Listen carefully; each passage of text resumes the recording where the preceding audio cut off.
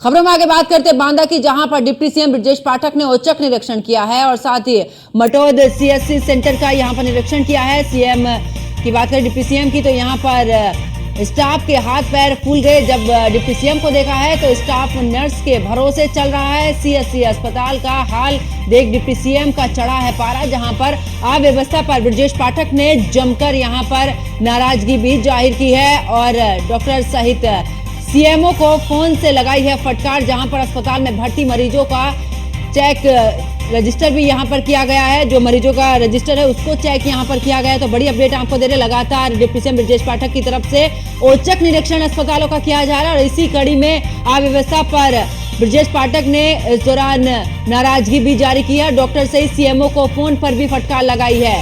Nurse के भरोसे ये अस्पताल छोड़ा हुआ है। अस्पताल में भर्ती मरीजों का चेक किया है रजिस्टर और आखिरकार वहां पर मरीजों से भी हालचाल भी जाना और साथ ही इस दौरान तो आप तो मैं निकल गया ना, कटौल में हूं अभी। कटौल में कितने लोगों की ड्यूटी मुझे तत्काल बताओ।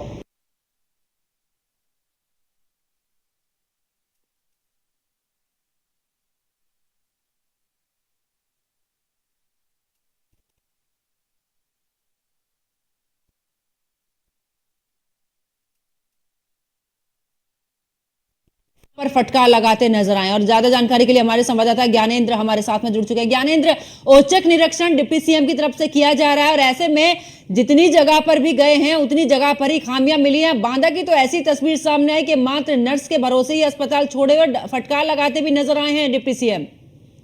देखिए, मैं बता दूं, जब से भारतीय जनता पार्टी की सीटें कम हुई उत्तर प्रदेश सरकार में, उत्तर प्रदेश में तो निश्चित तौर पर सरकार बिल्कुल आपे से बाहर है। उनके मंत्री एकदम से किसी भी उस परिस्थिति पे जाना चाहते हैं कि आखिर ये वोट बैंक जो कम हुआ वो क्यों हुआ और कैसे बढ़े। तो हर एक जगह पे वो निरीक्षण कर रहे हैं और देखभाल कर रहे हैं। इसी के तहत उत्तर प्रदेश के उप मुख्यमंत्री जी कहीं जा रहे थे, पाठक जी, तो उन्होंने देखा कि मटौल में वो उस विद्यालय उस सीएससी में रुके और सीएससी में उन्होंने एकदम से औचक निरीक्षण किया। जब वो वहां अंदर गए तो उन्होंने देखा कि सिर्फ एक नर्स वहां पर है और नर्स के सहारे ही पूरा सीएससी चल रहा है। उन्होंने नर्स से पूछा तो उन्होंने उनके पास ये भी जानकारी नहीं थी। फिर उन्होंने सीएमओ को फोन लगाया तो सीएमओ के पास भी ये जानकारी नहीं थी कि आखिर उनके पास कितने कर्मचारी हैं।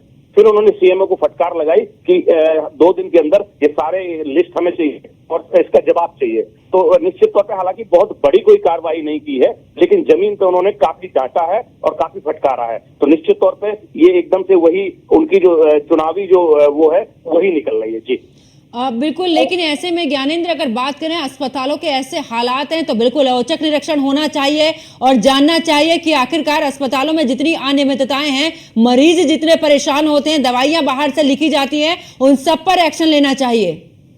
देखिए, मैं बता दूं कि हार का शायद एक प्रमुख कारण ये भी रहे हैं कि अस्पताल में मनमानी है। मैं भारतीय जनता पार्टी की सरकार की बात बताऊं तो ये इनकी कमियां गिनने के लिए और कमियां सुनने के लिए इनकी सरकार में कोई नहीं है। इस प्रकार से, और अब तो आवाजें भी उठने लगी है कई विधायकों की, और उन्होंने भी आवाज उठाई है, जो निषाद पार्टी के संजय जी ने भी, कि जिस प्रकार से अधिकारियों का बोलबाला है, अधिकारी अपनी मनमानी कर रहे हैं और अधिकारी वास्तव में जो पूरी सरकार को पलीता लगाया है वो अधिकारियों ने ही लगाया है। तो अब ये बात भी शायद धीरे धीरे सरकार को समझ आने लगी है।